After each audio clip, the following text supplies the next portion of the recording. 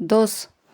Бир дарактын эки бутагындай жарыша бойлоо өсүп, алыша ойной эрезеге жетип, эки достун эл аралай бастырганы да, эпкин жашты ээликтире шаштырганы да ооздон оозго өтүп турат. Бири күүгө жетип, экинчиси күбөгө өтүп, достордун бири үйлөнөт. Жазмыштын адашкан жазасыбы же жан бүткөндүн жаңылыш азасыбы, айтор экинчи досуна Азриил келип, сен үйлөнгөн күнү жаныңды алам деп кулагына шуурап кетет.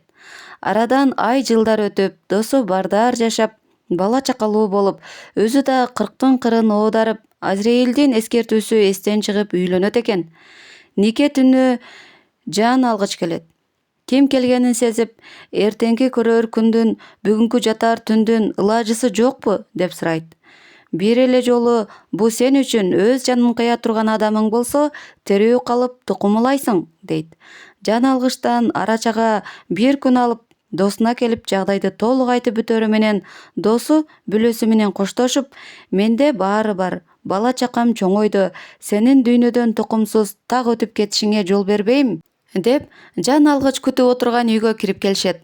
Ошондо Азриил ордунан ыргып туруп, достук ыйык жана бийик, Кудайдан атың ким деп сурасаң, дос дейт деп эки доско бата берип, бакыт тилеп узап кеткен экен.